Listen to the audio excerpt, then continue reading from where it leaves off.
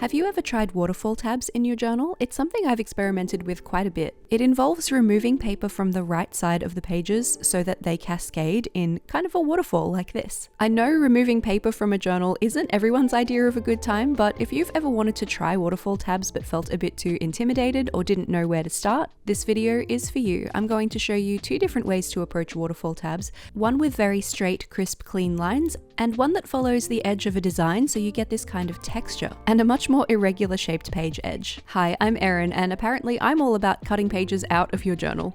The journal I'm using to demonstrate today is this A5 journal from Archer and Olive, but you can use whatever journal that you have available to you. I have also been known to cut waterfall tabs into a B5 journal like this in my reading journal, and it works really well too. When you're working out how much paper to remove, having a dot grid is really helpful, so I do recommend trying this out in a dot grid journal if you have one. You can do it in other style journals with lined or gridded pages, but I think the dots are just the easiest to wrap your head around mathematically. You'll see why when we get into the demonstration. And I also recommend going for a journal with fairly thick paper. So the journal I'm working with here has 160 GSM paper. Anything more than that is absolutely still going to work. When you're getting into lighter papers, I think 120 GSM would work fine. I've actually done that before. 100 GSM might be starting to push it, and in 80 GSM paper, you might have some trouble because the pages aren't strong enough to kind of hold themselves up. We're going to start with the simpler of the two approaches, and that is having these nice straight lines that you can decorate with some washi tape or something else of your choice. I love working with a washi tape set like this because all of the colors already look so good together. You really can't put them together in a combination that won't look great on your waterfall tabs.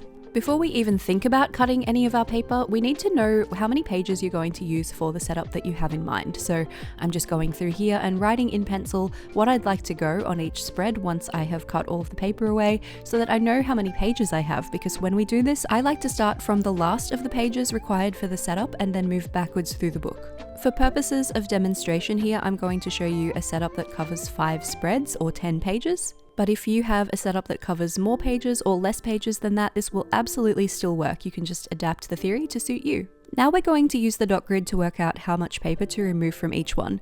Starting from the last page here, I'm not going to remove any paper from that one.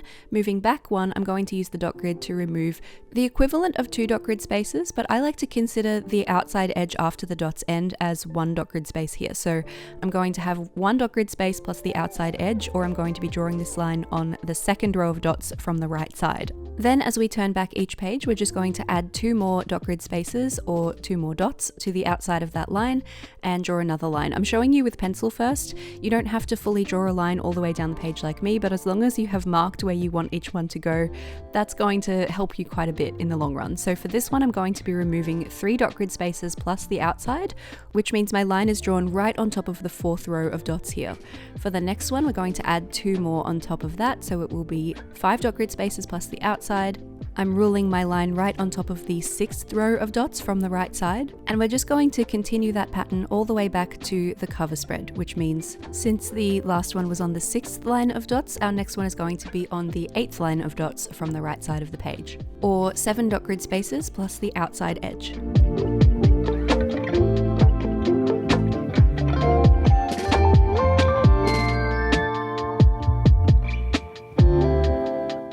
As we flip back forward through the pages, you should see that each of the lines we've drawn is 2 dots to the right of the one on the page before it. We're going to cut right along those lines so that as we remove each one, it's going to show the pages underneath, just the edges of the pages peeking out from behind it so that we make that cascading effect. I'm going to show you 3 ways to approach actually cutting the page, and you can use the one that you like best based on the materials that you have available to you. First up is this straight edge cutting tool that I love using for just about everything. Keep in mind that this is an A5 book, so it is just the right size to fit here, but if you're using a larger book than me, you might not be able to get away with this one. See how we're displaying the pages underneath now? We're going to turn the page and do the next one. Probably the most accessible way to cut paper is with a good old pair of scissors, but I recommend you go for a pair with long blades for this so that you don't need to make as many cuts. If you're using shorter bladed scissors, then you're going to need to make more cuts, and the likelihood that your line will be nice and straight is much lower. So take your time, go slowly, and use the longest scissors that you have for this. Also, keep your offcuts. You can use them to cover mistakes or make grid spacing bookmarks. Turning the page again, we're going to try one more cutting method for this one. This is actually my preferred method. I like to use a metal ruler, a craft knife, X-Acto knife, Stanley knife, whatever you call them where you live, and a cutting mat. And I place the cutting mat right behind the page that I'm going to be cutting. We don't want the blade to go through and cut the other pages behind. We only want it to do this page, so the cutting mat is going to protect the rest of the book. Line the ruler up with the line you've drawn on the page and then apply a nice firm pressure and follow the edge of the ruler with the craft knife to cut off the edge of the page. I've got one more cut to make still, and I'm going to go back to my straight edge cutting device because I think that is the quickest and probably straightest way to do this. And I will have links to all of these items available in the description too, in case you want to get your hands on anything that you see me using. We'll make this last cut, and then when we turn all the pages back to the right side, you'll see the way they all cascade on top of each other. Isn't that so satisfying? That's the basis of the waterfall tabs, but now we get to decorate them, and I think that's even more fun. So now, taking my washi tape collection from earlier, I'm just going to audition these, place them in some different patterns along the top, and see what I think looks nice in which order. I have 5 page edges that I want to decorate, so I need to find 5 washi tapes to coordinate with those. You can also repeat them, you could just alternate between 2. I have this set that I think looks nice, so I'm going to work with these and have a different one on the edge of each page. Now I'm going to unroll my first washi tape, and I'm going to line it up with the edge of this first page as best I can to get a perfectly straight line and have none of the white space showing on the right side of the washi tape from this first cover page. Take your time with this, and remember it's also okay to peel it back up and lay it down again if you need to have a second go. Cut off any excess at the top and bottom of the page, and then we will move on to the next one and do the exact same thing. So rolling out the tape, stretching it nice and taut will help as well, lining it up with the edge of the page and taking your time to get it in exactly the right place. We'll speed this up a little bit so that you aren't watching me take forever getting my tapes in the right place, but just know that a little bit of finessing sometimes is necessary. We're going to repeat that process for each of our remaining pages until we get back to the last full page that doesn't have any paper removed.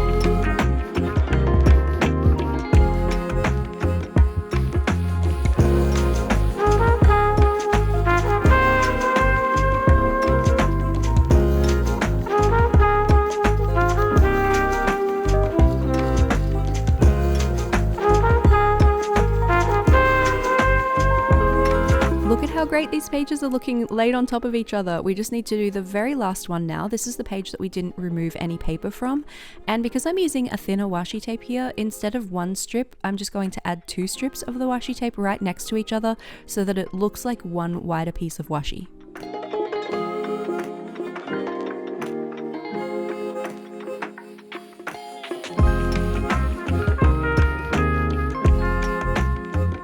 When you're cutting off any excess washi tape on this last page, don't forget to follow the curve of the page edges around the corners.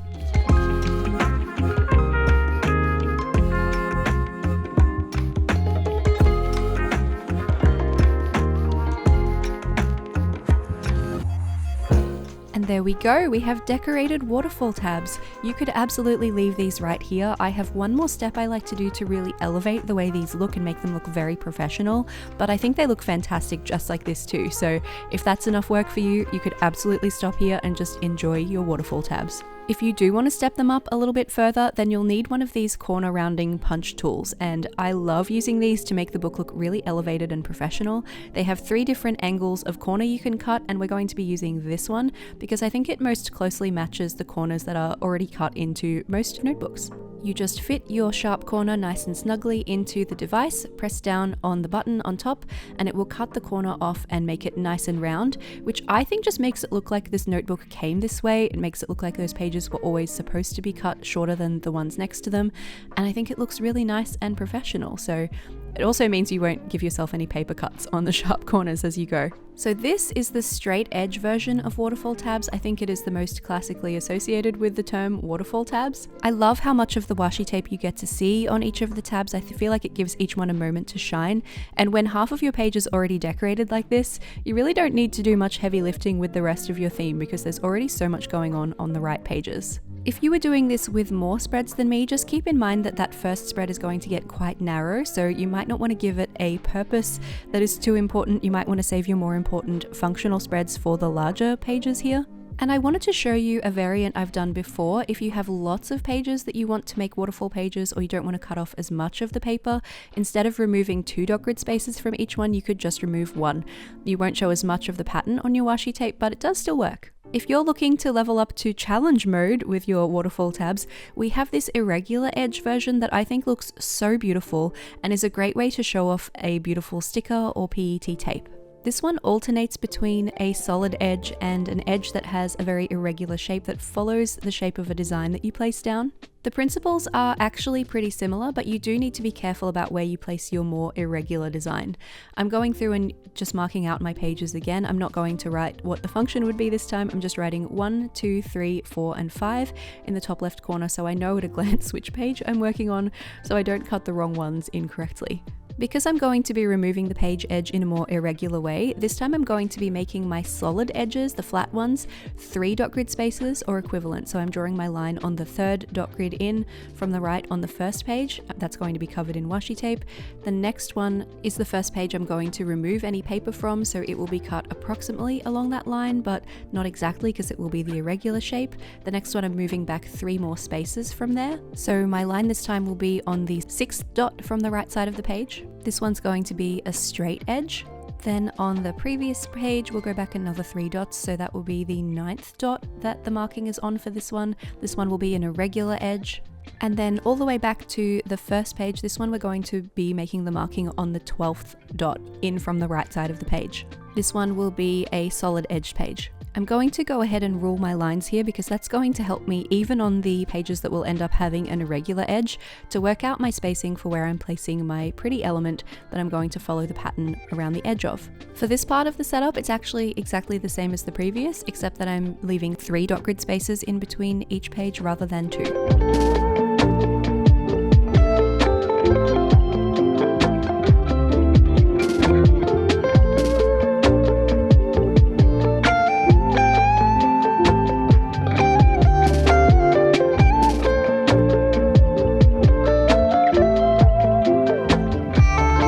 We're going to start with the sticking of the pretty washi tapes. I'm starting from the back this time though, so that I can see as I cut my irregular edges how much of the page underneath it's going to reveal, because I don't want to go back past the edge where the washi tape on the underneath page is showing. This is where things are going to get tricky. So this will be our first irregular edged page, and I'm using this PET tape from the washi tape shop. First things first, I'm just going to cut the designs out from inside this tape so I can work out how I want to arrange them on the page. Sometimes they work out that you don't have to do this and you can lay a whole strip down, but for this first one, that wasn't the case. I'm positioning each of these so that they slightly cover the line that we've drawn.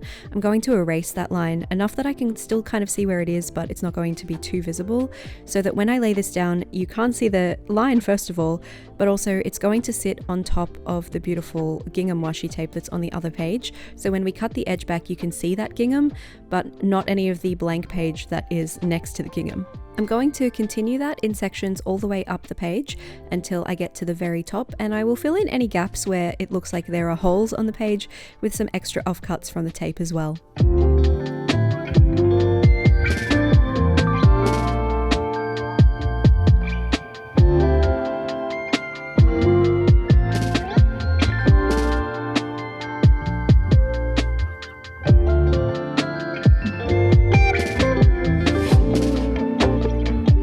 Now I'm happy with my placements, I am going to grab my scissors and cut along the right side of the page, following the edge of the design. You don't have to do this all in one single cut. In fact, that's very difficult to do, and you may want to use smaller scissors for this one to get into the finer details. If you prefer, you could also use your craft knife, Stanley knife, X-Acto knife, and get really specific in there. I actually find the scissors easier for this one, but to each their own. You may also find you need to rotate your notebook to get better access to some of the angles for this, so do what you need to do to make this easier on yourself.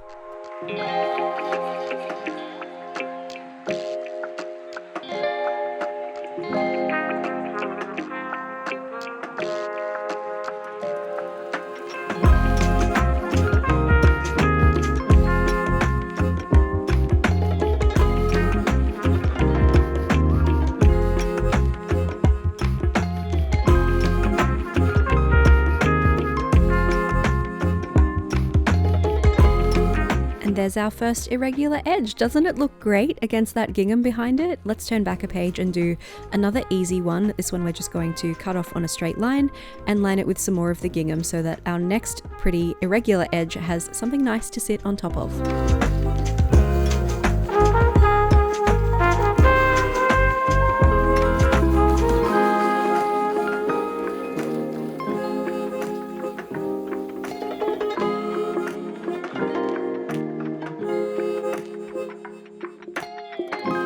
Our next one is going to be another irregular edge, so let's turn back and start placing our PET tape, following the same system as last time, except this time I lucked out and got a stretch of tape that I can just lay down in one fell swoop.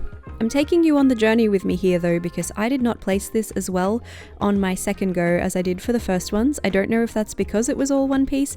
I actually placed this one too far to the right so that when I cut it off, as you'll see in a moment, I didn't reveal enough of the gingham underneath for it to look even with the one that I've already done. So we're actually going to peel this back up and replace it in a minute. That's going to be a bit of a task because PET tapes are not as forgiving as washi tape when it comes to peeling back up and moving it around. They tend to tear the page that's underneath them a little bit, so you need to be wary of that, but because I'm just covering it with the PET tape again anyway, I worked out a little workaround for that, so I'll show you what I mean. But see, as we're removing the paper here, how only a tiny sliver of the gingham underneath is showing through. That's because I didn't place my design far enough over towards the left. So we actually need to move it over maybe just like 1 or 2 dot grid spaces, maybe just 1. I was really committed to seeing how it looked though, so I went ahead and cut some details in to see if that would give me the look I was going for, and we didn't quite get there. So even though I'm trying and trying, it wasn't quite right. So we need to just bite the bullet, peel this PET tape back up and move it to the left.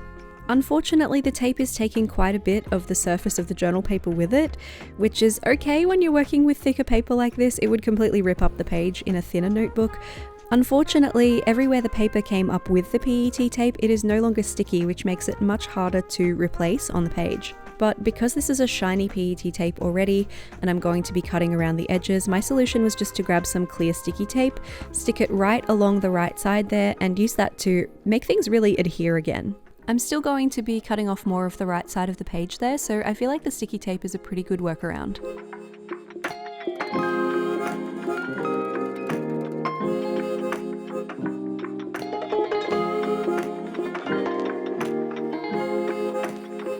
Now we just recut this irregular edge on the right side and hopefully reveal the amount of gingham underneath that I was going for in the first place. You can already kind of see it coming together, but once we finish the strip, look at that, so much better. Just needs a little bit of finessing, getting into some of those tighter corners to make the line even more interesting. And then we've got one more to cut and it will be a nice easy straight edge after that little ordeal.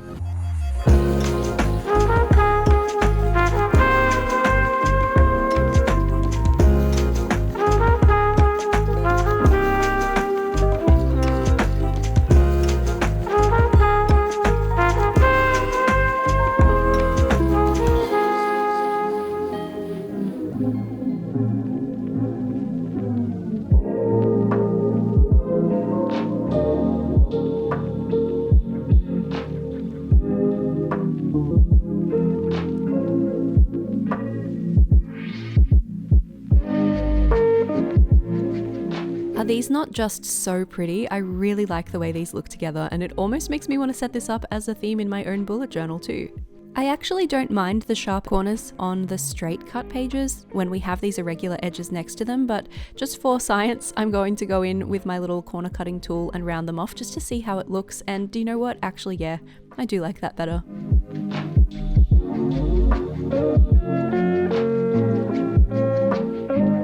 And there we have our expert level waterfall tabs. I hope you learned something from this little adventure, and thank you for bearing with me while I made mistakes on that process too. Let me know if you prefer one of these two designs more. Hopefully you're now feeling nice and equipped to go and tackle waterfall tabs in your own journal, but if you do still have any questions, please leave them for me in the comments. I would love to help. And definitely tag me if you do try some, because I want to see what kind of beautiful things you create. If you're keen to keep learning, there is a link to a video on the screen right now called How to Make Your Bullet Journal More Beautiful. I'll show you some graphic design techniques to make sure your themes really pop, as well as a video showing how I plan a theme from start to finish to make sure it all looks beautiful and cohesive. Choose your own adventure, and I'll see you there.